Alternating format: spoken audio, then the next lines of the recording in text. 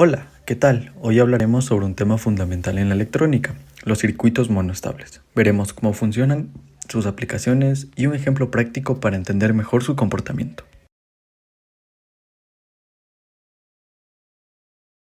De manera breve, podemos decir que un circuito monoestable es un tipo de circuito que tiene un solo estado estable, es decir, normalmente se encuentra en un estado fijo. Sin embargo, cuando recibe un pulso de activación, cambia temporalmente a un estado inestable y luego regresa a su estado original. Estos circuitos se utilizan mucho en dispositivos electrónicos como microondas, televisores y controles remotos. Entonces podemos definirlo como un sistema que tiene un único estado estable y cuando se le aplica un pulso externo cambia temporalmente a otro estado, denominado estado inestable. Después de un tiempo determinado, el circuito vuelve automáticamente a su estado original sin necesidad de otra intervención. El tiempo que el circuito permanece en el estado inestable depende de los componentes electrónicos que lo conforman, como resistencias y capacitores. Esta propiedad hace que los circuitos monoestables sean útiles para generar retardos de tiempo, activar temporizadores o enviar señales de control en sistemas electrónicos. Uno de los métodos para implementar un circuito monoestable es utilizando un amplificador operacional. Este dispositivo amplifica señales eléctricas y permite diseñar circuitos temporizadores con mayor precisión y estabilidad. El uso de amplificadores operacionales en circuitos monoestables presenta varias ventajas como alta estabilidad, menor consumo de energía y mejor control sobre el tiempo de respuesta. Además, este tipo de circuitos se pueden diseñar con componentes económicos y de fácil implementación. El circuito monoestable con amplificador operacional funciona de la siguiente manera. En reposo, la salida del amplificador operacional está en un nivel bajo o alto, dependiendo de su configuración. El capacitor de la red de temporización está completamente descargado. Cuando se aplica un pulso de entrada, por ejemplo un pulso negativo en el terminal inversor del operacional, se desbalancea el circuito y la salida del operacional cambia de estado. Este cambio de estado genera la activación del sistema, permitiendo que el capacitor se cargue a través de la resistencia. Durante este periodo, el capacitor sigue cargándose hasta alcanzar un voltaje que restablece el estado inicial del amplificador operacional. Este tiempo depende de la resistencia y el capacitor del circuito. Una vez que el capacitor alcance el umbral de tensión establecido por el circuito de realimentación, el amplificador operacional vuelve a su estado original. El circuito queda listo para recibir otro pulso de disparo. Este mecanismo permite que el circuito genere una salida con un tiempo definido, lo que es útil para diversas aplicaciones de temporización y control de señales.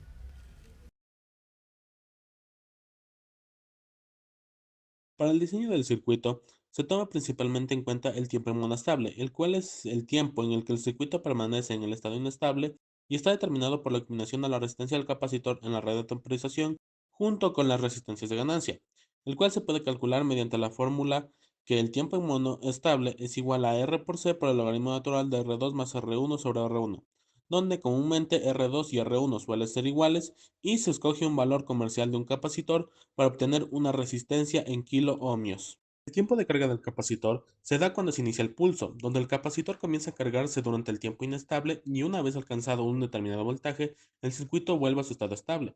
Se calcula mediante la fórmula que el tiempo de carga es igual a R por C por el logaritmo natural de 1 más beta sobre 1 menos el voltaje del diodo sobre el voltaje de alimentación, donde beta es igual a R1 sobre R1 más R2. El tiempo total entre disparos es la suma del tiempo en el que el circuito permanece en el estado inestable más el tiempo de recuperación antes de poder ser activado nuevamente. Por último, para generar el pulso que activa el circuito monostable se utiliza una red derivadora encargada de producir un impulso corto a partir de una señal de entrada, donde este se calcula mediante el tiempo del pulso dividido por 10, es decir, el 10%, igual a 5 veces por la resistencia de la red por el capacitor de la red, donde nuevamente se suele escoger un capacitor comercial y se define la resistencia en kilo ohmios.